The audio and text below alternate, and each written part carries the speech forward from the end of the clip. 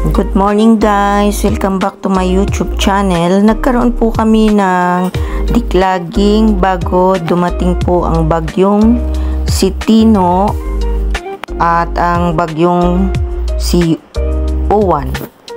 Ayan, nagkaroon po kami at panoorin nyo po ang aming ginawa.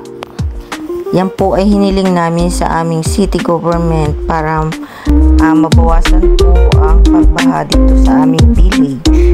Ayan, panoorin po. Salamat po.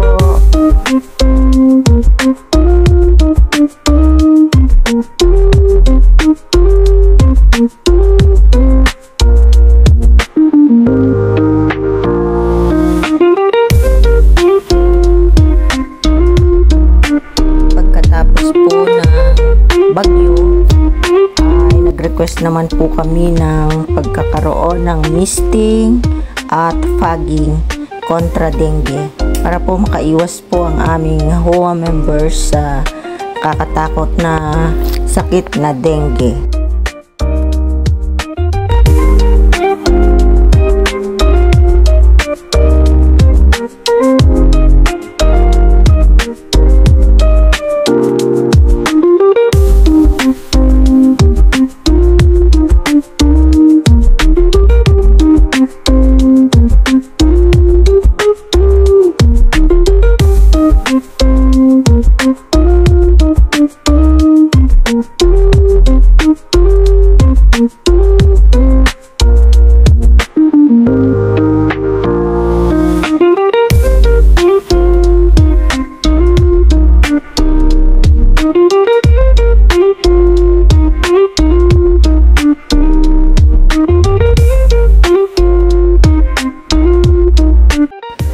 Sana po ay nakatulong po sa inyo ang napanood ninyo na aking video na vlog ngayon, na pwede naman po kayong mag-request sa inyong city government at sa inyong LGUs para gawin po ang mga katulad ng ginawa namin, ang pagpapaging or misting para makaiwas tayo sa kagat ng mga lamok, lalo po ngayon na tag-ulan.